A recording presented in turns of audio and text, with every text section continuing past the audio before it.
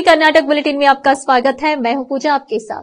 चलिए शुरू करते हैं आज की खबरों का सिलसिला। उससे पहले एक नजर आज के मुख्य समाचारों पर डालते हैं।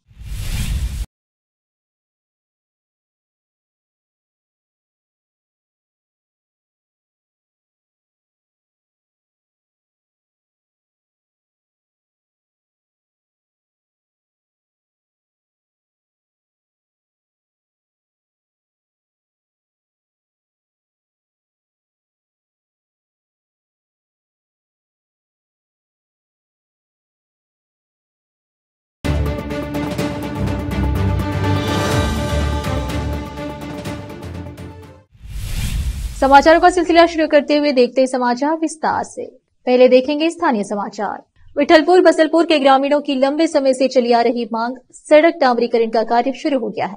बीदर दक्षिण निर्वाचन क्षेत्र के विधायक डॉक्टर शैलेंद्र बेलदाड़े ने कहा कि इन दोनों गांवों सहित इस मार्ग से यात्रा करने वाले वाहन चालकों के लिए यह सुविधाजनक होगा। वह बीदर दक्षिण निर्वाचन क्षेत्र के विठलपुर बसलपुर केंद्रीय कल्याण कर्नाटक क्षेत्र विकास योजना के तहत 1 करोड़ 20 लाख की लागत का कार्य का भूमि पूजन करने के बाद बात कही। इस सड़क की मांग काफी दिनों से लोगों की थी और सड़क न होने के कारण सड़क पर आने वाले वाहनों से जनता को परेशानी होती थी। बरसात के दिनों में सड़क पर लोगों को आने जाने में परेशानी होती थी, इसलिए आज सड़क का काम शुरू किया गया है। गाँव में और अधिक बुनियादी सुविधाएं उपलब्ध कराने के लिए काम किया जाएगा। गाँव विकसित होंगे तो देश विकसित होगा। मौके पर उपस्थित ठेकेदार एवं अभियंता को निर्देश दिया कि गुणवत्तापूर्ण सड़क को निर्धारित समय सीमा के अंदर पूरा किया जाए। विशेष संवाददाता की रिपोर्ट। बीदर से सटे ग्रामों में गैर कानूनी खनन करके लाल पत्थर निकालने का कार्य करने वालों पर आज विभाग की गाजगिरी सूत्रों के मुताबिक बताया जा रहा है कि सिरसी ए और चटनली ग्राम में गैर कानूनी खनन शामिल एक ट्रैक्टर और 3 टिलर को जियोलॉजिकल अधिकारी लोकेश हुगार और बगदल आरआई जब्त करके मामला दर्ज किया है। विशेष संवाददाता की रिपोर्ट। रोकते समाचारों का सिलसिला ब्रेक के लिए। चल लौटते हैं ब्रेक के बाद।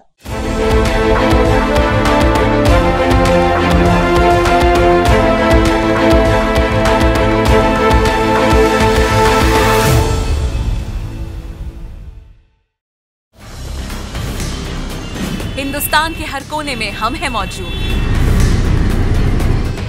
24 घंटे हालात पर गहरी नजर,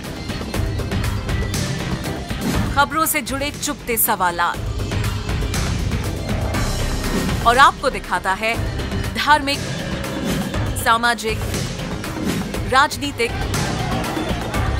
लोकल और इंटरनेशनल न्यूज की सबसे बेहतर कवरेज जो आपको रखती है हर पल बाखबर। देश और दुनिया भर की खबर के लिए देखते रहें KP News 24/7। Noor Education Trust Bidar की ओर से चलाए जाने वाला Noor MEd and BEd college Bidar, recognised by NCTE Delhi and affiliated to Bidar University, Bidar. Admission are open for the academic year 2023-24.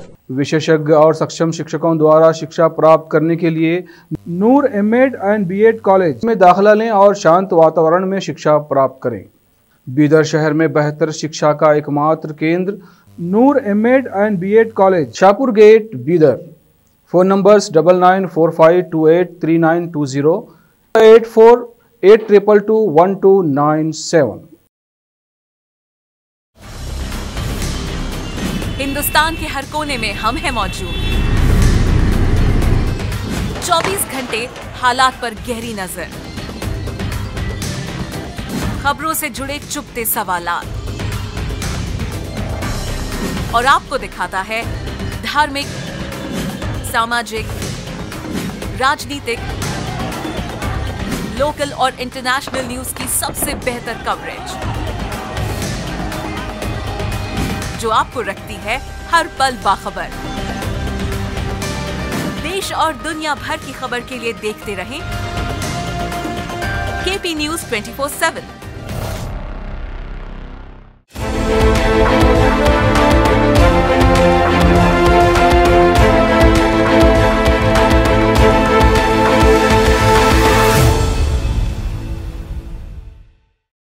Break के बाद आपका स्वागत है। आइए देखते हैं राज्य के अन्य समाचार। प्रधानमंत्री नरेंद्र मोदी के खिलाफ अपना हमला जारी रखते हुए एआईसीसी अध्यक्ष मल्लिकार्जुन खड़गे ने आरोप लगाया कि मोदी देश को तानाशाही की ओर ले जा रहे हैं और लोगों से लोकसभा चुनाव में उन्हें हराने के लिए एकजुट होने का आग्रह किया। संविधान जो खतरे में है उसको बचाना और उसका पालन करना होगा। कई लोग इसे मिटाने और बदलने की कोशिश करते रहे हैं। आने वाले चुनाव में यदि आप मजबूत और एकजुट नहीं हुए तो देश निश्चित रूप से तानाशाही में बदल जाएगा। यह आप पर निर्भर है कि आप तानाशाही या न्यायोचित जीवन का चयन करें। ऐसी चेतावनी दी उन्होंने दी है। वह पैलेस ग्राउंड में कर्नाटक सरकार के समाज कल्याण विभाग द्वारा आयोजित संविधान और राष्ट्रीय एकता सम्मेलन के समापन समारोह में बोल रहे थे। उन्होंने आरोप लगाया कि बीजेपी और आरएसएस संविधान को खत्म करने की साजिश रच रहे हैं। बाहरी तौर पर मोदी कहते हैं कि भाजपा संविधान की रक्षा करेंगे, लेकिन अगर वे संविधान की रक्षा कर रहे हैं तो वे प्रवर्तन निर्देशनालय का उपयोग क्यों कर रहे हैं। उन्होंने आरोप लगाया कि भाजपा लोकतांत्रिक तरीके से चुने गए विधायकों को खरीदकर चुनी हुई सरकारों को हटा रही है और राज्यों को अपने चंगुल में ले रही है, जैसा कि कर्नाटक, मणिपुर, गोवा और उत्तराखंड में हुआ। यह प्रयोग पूरे देश में किया गया है क्योंकि निर्वाचित प्रतिनिधियों को धमकी दी गई और उन्हें अपने चंगुल में ले लिया गया। यह लोकतंत्र और संविधान के लिए कितना अच्छा है। मोदी को बताना चाहिए यह संविधान और लोकतंत्र के लिए एक झटका है, क्योंकि भारत के चुनाव आयोग द्वारा निर्धारित नियमों के अनुसार चुने गए लोगों को निशाना बनाया गया है। अगर बीजेपी इसी तरह आगे बढ़ती रही तो इसका नतीजा यह होगा कि देश तानाशाही में चला जाएगा। भाजपा के कर्नाटक प्रमुख और विधायक बीवाई विजेंद्र ने सोमवार को राज्य की राजधानी के साथ साथ राज्य के बाकी हिस्सों में जल संकट को लेकर कांग्रेस सरकार पर हमला बोला। उन्होंने कहा, कांग्रेस सरकार और मुख्यमंत्री सिद्धरामैया द्वारा बेंगलुरु के जल संकट से निपटने में बरती गई भयावह लापरवाही उनके अयोग्यता और जिन लोगों की वे सेवा करते हैं उनके प्रति उपेक्षा का प्रमाण है। विजेंद्र ने आगे कहा कि कर्नाटक के लोगों की भलाई के बजाय तमिलनाडु में अपने राजनीतिक गठबंधन को प्राथमिकता देकर उन्होंने नागरिकों को असहनीय पीड़ा दी है। कर्नाटक में कावेरी प्रबंधन बोर्ड के समक्ष हमारे हितों का प्रभावी ढंग से प्रतिनिधित्व करने में कांग्रेस सरकार की विफलता ने पहले से ही गंभीर स्थिति को और खराब कर दिया है, जिससे बेंगलुरु में बड़े पैमाने पर पानी की कमी हो गई है। मैं सीएम और सरकार से आग्रह करता हूं कि वे अपने द्वार पैदा किए गए संकट की वास्तविकता को जाने और बेंगलुरु के नागरिकों को राहत प्रदान करने के लिए तत्काल कार्रवाई करें। जिंदगियां खतरे में हैं और उनकी लापरवाही अब और बर्दाश्त नहीं की जा सकती। मुंडगोड़ पुलिस ने पिछले शुक्रवार को एक पार्टी बैठक के दौरान मुख्यमंत्री सिद्धरामैया पर आपत्तिजनक टिप्पणी के लिए उत्तर कन्नड़ भाजपा सांसद अनंत कुमार हेगड़े के खिलाफ स्वतः संज्ञान लेते हुए मामला दर्ज किया है। बैठक के दौरान हेगड़े ने कांग्रेस सरकार के तुष्टीकरण की राजनीति की आलोचना करते हुए सिद्धरामैया को सिद्रमल्लु खन्ना कहा और दिल्ली और हरियाणा में प्रदर्शन कर रहे किसानों को खालिस्तानी करार दिया। सपियन विष्णुवर्धन ने बताया, सीएम के खिलाफ कथित अपमानजनक टिप्पणी के लिए सांसद अनंत कुमार हेगड़े के खिलाफ स्वतः संज्ञान लेते हुए मामला दर्ज किया गया है। कुछ दिन पहले कुमटा पुलिस ने भड़काऊ भाषण देने के आरोप में हेगड़े के खिलाफ स्वतः संज्ञान लेते हुए मामला दर्ज किया था।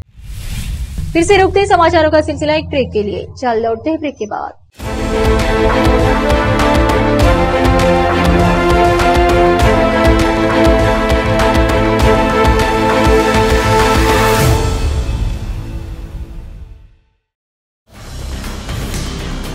हिंदुस्तान के हर कोने में हम हैं मौजूद।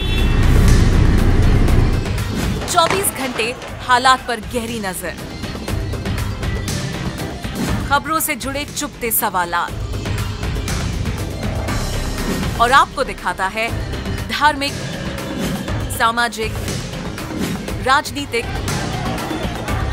लोकल और इंटरनेशनल न्यूज की सबसे बेहतर कवरेज, जो आपको रखती है हर पल बाखबर। देश और दुनिया भर की खबर के लिए देखते रहें KP News 24/7। Noor Education Trust Bidar की ओर से चलाए जाने वाला Noor MEd and BEd college Bidar, recognised by NCTE Delhi and affiliated to Bidar University, Bidar. Admission are open for the academic year 2023-24. विशेषज्ञ और सक्षम शिक्षकों द्वारा शिक्षा प्राप्त करने के लिए नूर एमएड एंड बीएड कॉलेज में दाखिला लें और शांत वातावरण में शिक्षा प्राप्त करें। बीदर शहर में बेहतर शिक्षा का एकमात्र केंद्र Noor MEd and BEd college, Shahpur gate, Bidar. Phone numbers 9945283920, 8482221297। Hindustan के हर कोने में हम हैं मौजूद। 24 घंटे हालात पर गहरी नजर, खबरों से जुड़े चुपते सवालात और आपको दिखाता है धार्मिक, सामाजिक, राजनीतिक, लोकल और इंटरनेशनल न्यूज की सबसे बेहतर कवरेज,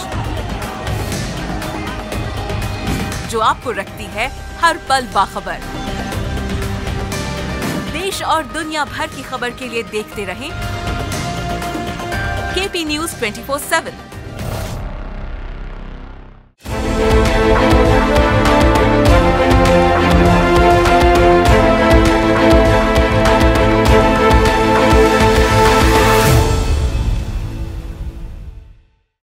ब्रेक के बाद आपका स्वागत है। आइए देखते हैं समाचार।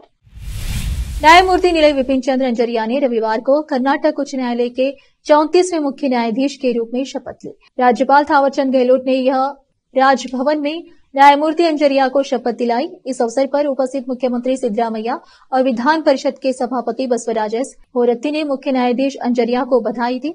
जस्टिस अंजरिया पिछले 32 दिनों में कर्नाटक हाईकोर्ट के तीसरे मुख्य न्यायाधीश हैं। इससे पहले मुख्य न्यायाधीश प्रसन्ना बी वराले को 24 जनवरी को सुप्रीम कोर्ट के न्यायाधीश के रूप में पदोन्नत किया गया था। इसके बाद 3 फरवरी को जस्टिस पीएस दिनेश कुमार ने मुख्य न्यायाधीश पद की शपथ ली। 22 दिनों तक मुख्य न्यायाधीश के रूप में सेवा देने के बाद जस्टिस दिनेश कुमार 24 फरवरी को सेवानिवृत्त हो गए।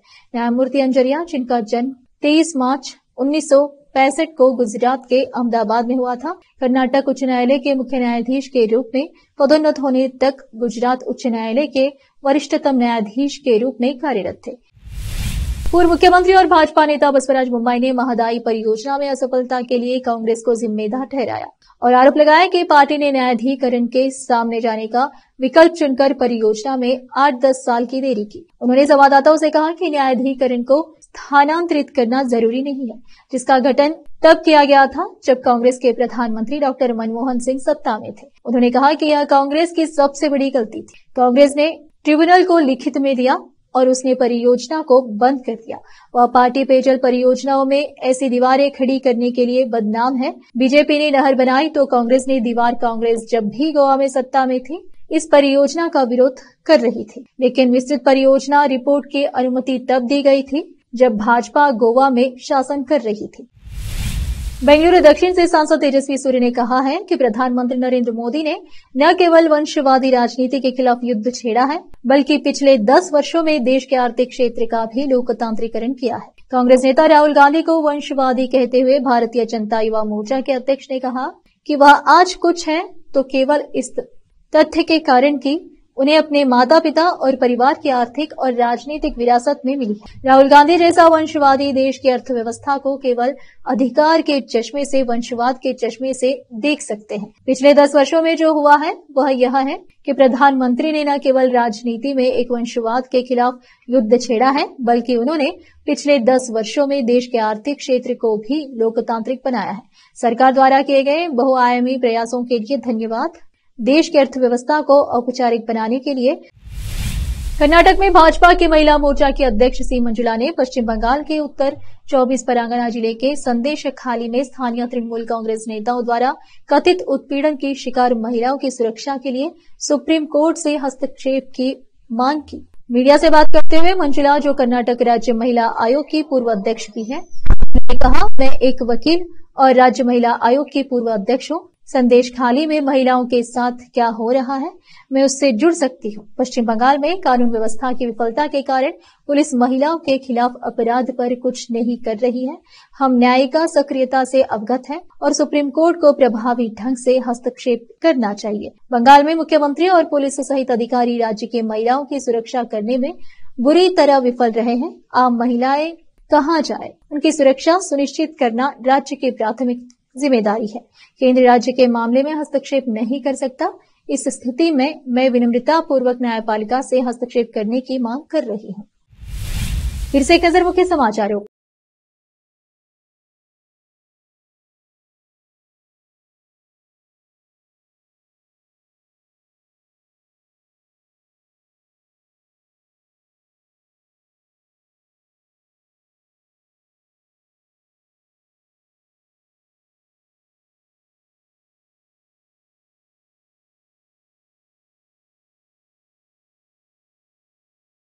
मामला दर्ज।